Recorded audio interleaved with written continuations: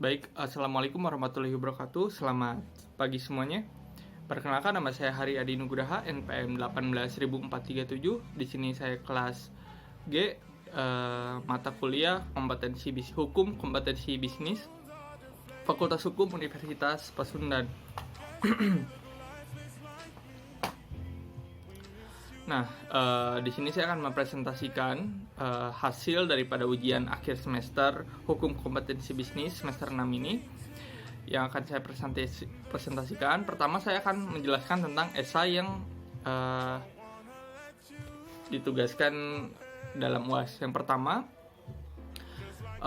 dalam esainya adalah jelaskan ruang lingkup dari pengaturan hukum persaingan pada Undang-Undang Nomor 5 Tahun 1999 tentang larangan praktik monopoli dan persaingan usaha tidak sehat. Di sini nampak bahwa dalam undang-undang tersebut memiliki dua atensi atau dua perhatian, yakni yang pertama pada praktik monopoli dan kemudian yang kedua adalah persaingan tidak sehat. Kedua hal ini menjadi suatu perhatian khususnya di regulasi Indonesia. Kenapa? Karena pada umumnya regulasi secara internasional hanya menyebutkan tentang kompetensi bisnis atau act of law.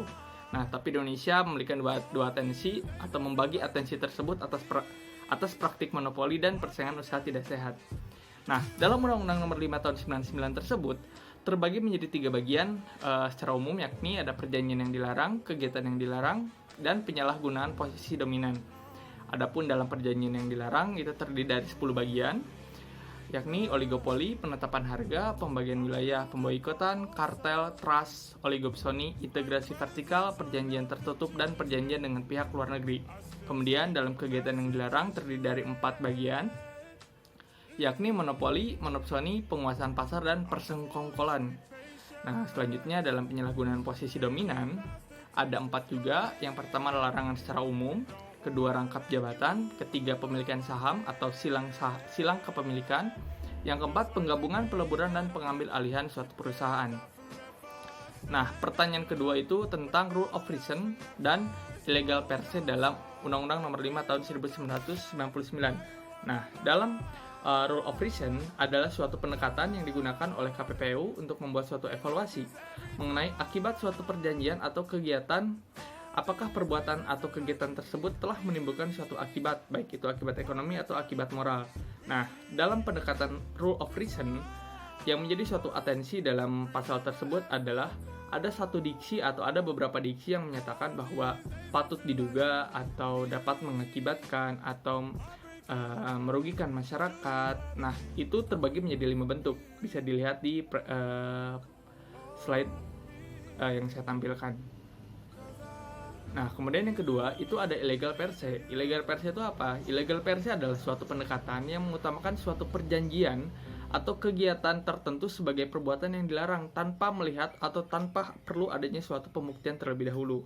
Atau bisa dikatakan illegal per se adalah versi lebih mudah untuk bisa mengacap itu dalam pelaksanaannya telah melanggar undang-undang tersebut atau tidak.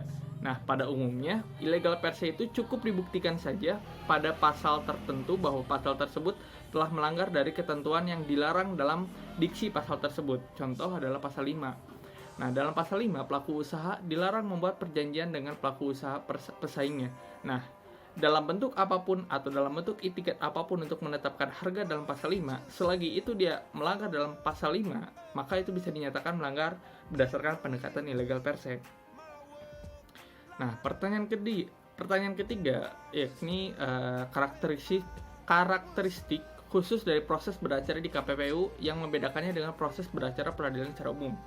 Nah, kalau peradilan secara umum maka harus digarisbawahi seperti pengadilan negeri atau ya baik dalam kamar pidana atau kamar perdata atau HTN atau administrasi negara, tapi ada suatu perbedaan yang khas atau corak dalam KPPU sendiri.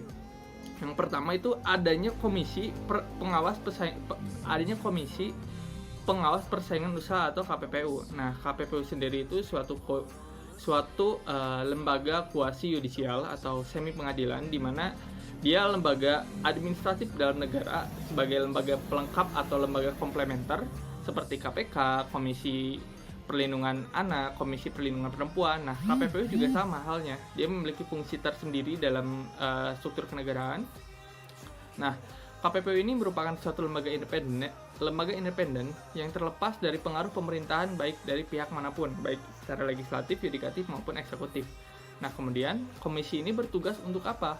Nah, komisi ini bertugas untuk mengawasi pelaku usaha dalam menjalankan kegiatan usahanya agar tidak melakukan monopoli dan atau persaingan usaha tidak sehat.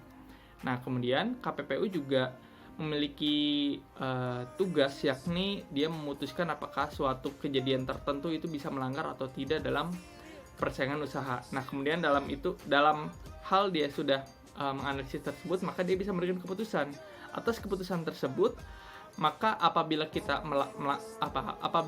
merasa keberatan, maka bisa diberikan wadah untuk melakukan keberatan kepada KPPU. Nah, kemudian dalam keberatan tersebut, apabila kita tidak merasa terpenuhi apa yang kita inginkan, maka keberatan tersebut bisa diangkat lagi ke atas, yakni diangkat banding ke pengadilan niaga. Kenapa pengadilan niaga? Pada awalnya adanya undang-undang tentang larangan monopoli ini, segala bentuk urusan hasil dari keberatan KPU itu dilimpahkan kepada pengadilan negeri. Kemudian yang terbaru dalam Undang-Undang Cipta Kerja tahun 2021 ini, kemudian semua dilimpahkan dari yang asalnya kewenangan secara absolut atau relatif dalam kewenangan pengadilan negeri, maka dilimpahkan kepada pengadilan niaga. Kita ketahui bahwa pengadilan niaga di Indonesia hanya ada 3, yang ada di Bandung, Surabaya, dan Medan. Nah, kemudian dalam hal urusan apapun, maka sekarang sudah sah dan secara legal akan dilimpahkan kepada pengadilan niaga. Apabila dalam pengadilan niaga putusan juga tidak dirasa memuaskan, maka bisa diangkat lagi, yakni ke Mahkamah Agung. Maka setelah selesai di Mahkamah Agung, semua putusan itu bersifat inkrah atau final. Nah, kemudian review jurnal. Nah, jurnal yang saya ajukan ini berjudul tentang penerapan pendekatan ilegal per se dalam kasus kepemilikan saham mayoritas Temasek Holdings atau studi kasus putusan KPPU RI nomor 7 KPPU/L 2007.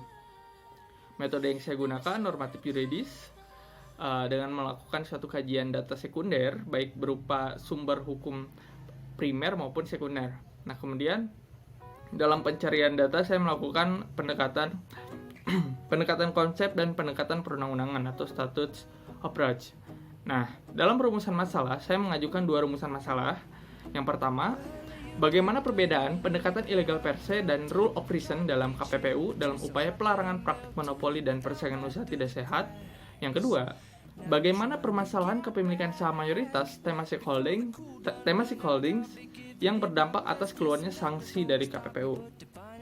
Nah, kemudian hasil daripada rumusan masalah tersebut, yang pertama, pendekatan ilegal per se adalah suatu pendekatan yang menyatakan suatu perjanjian atau kegiatan tertentu sebagai perbuatan yang dilarang tanpa dibuktikan terlebih lanjut dampak yang ditimbulkannya, baik oleh perjanjian atau kegiatan tersebut.